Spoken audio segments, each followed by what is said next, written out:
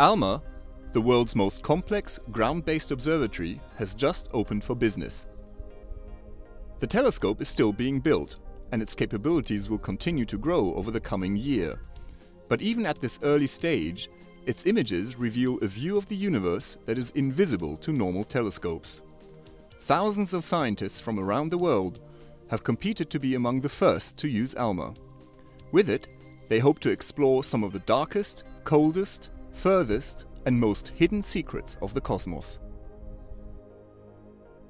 So far, only around a third of ALMA's 66 antennas have been installed at the observatory site on the Chajnantor plateau, 5,000 meters up in the Chilean Andes Mountains. And yet, even before it's completed, ALMA is already the most powerful telescope of its kind.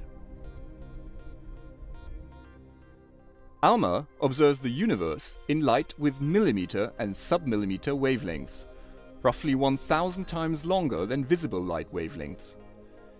Using these longer wavelengths allows astronomers to study extremely cold objects in space, which appear dark through normal telescopes.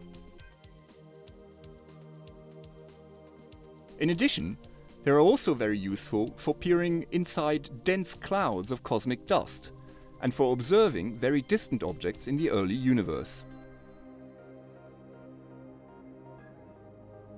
ALMA is radically different from visible light and infrared telescopes. As well as looking at these longer wavelengths of light, it works in a totally different way. Instead of being one big telescope, ALMA uses an array of antennas spread out over distances of up to 16 kilometers.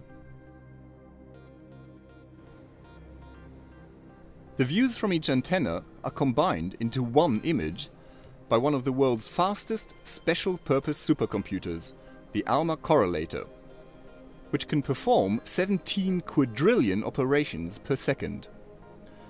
Because of this, pictures from ALMA look quite unlike more familiar pictures of the cosmos.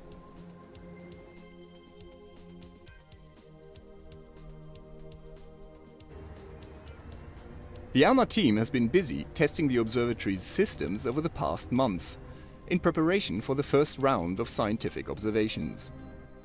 One outcome of their tests is the first image published from ALMA. This image was made using only 12 antennas, fewer than will be used for the first science observations, let alone the completed observatory, and spaced much closer together as well. Both of these factors make the new image just a taster of what is to come.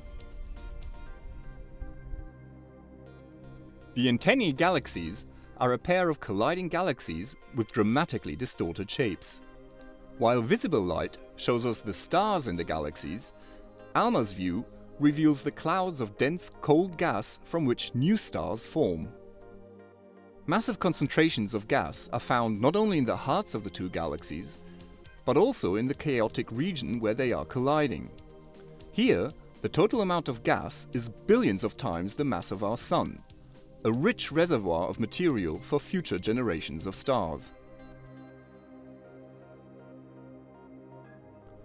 Observations like these will be vital in helping us understand how galaxy collisions can trigger the birth of new stars.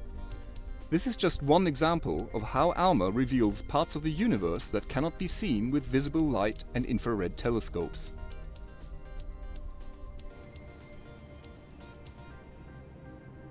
Over the coming year, the sharpness, speed, and quality of its observations will increase dramatically as more antennas become available and the array grows in size. But even with only part of the array in operation, this is already the best sub-millimetre wavelength image ever made of the antennae galaxies. ALMA could accept only about 100 or so projects for this first 9-month round of observations.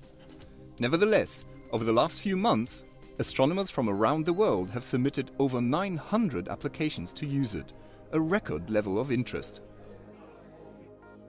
The successful projects were chosen based on their scientific merit, their regional diversity, and also their relevance to ALMA's major science goals. Let's hear from some of the astronomers who are planning to use ALMA and why they're so excited about this new telescope.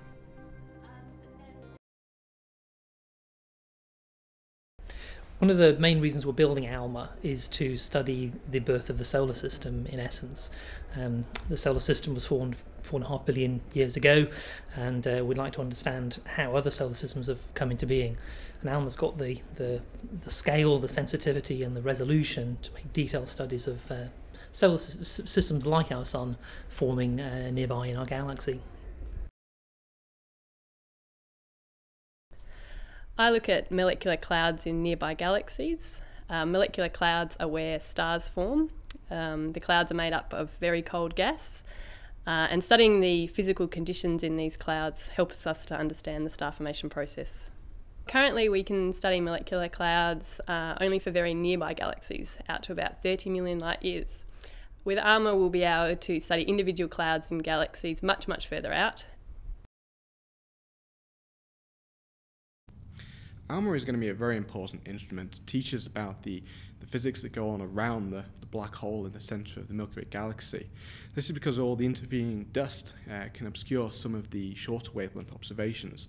So at the very high angular resolutions and into the sub-millimetre band that the ALMA telescope will be able to observe at, we'll be able to look at the fine scale structural detail around the black hole.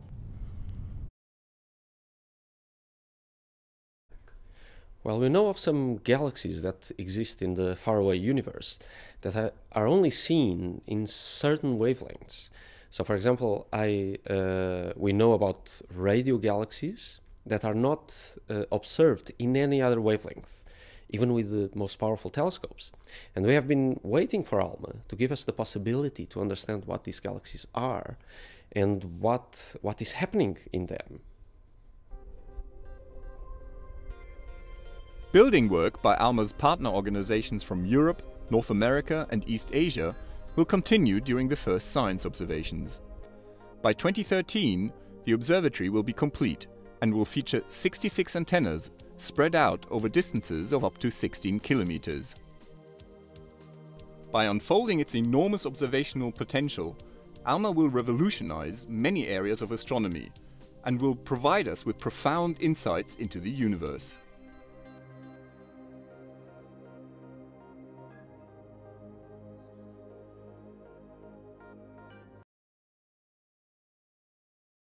We are so excited because we're living in a historic moment for science and particularly for astronomy, and perhaps also for the evolution of humanity, because we start to use the greatest observatory we are building at the moment.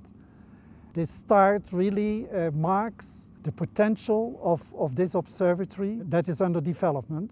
We start with about a quarter of the antennas that will be ultimately in the array. And already with this quarter of the observatory we can do groundbreaking science. It is the work of more than 10 years of efforts by hundreds of scientists and engineers, and this is all coming together here in the north of Chile, in the best place for making these observations.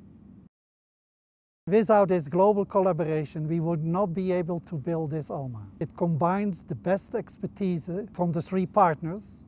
It combines the best place for making these observations. So altogether we really have a unique, truly most advanced observatory. ALMA operates at wavelengths that penetrate through the dust and gas clouds and can see in the core of these clouds where stars are being formed. So ALMA will be able to demonstrate that certain models of star formation are indeed correct or not correct. And in comparing the observations with the models, we will find out how we have to modify the models, or we will come to very new discoveries.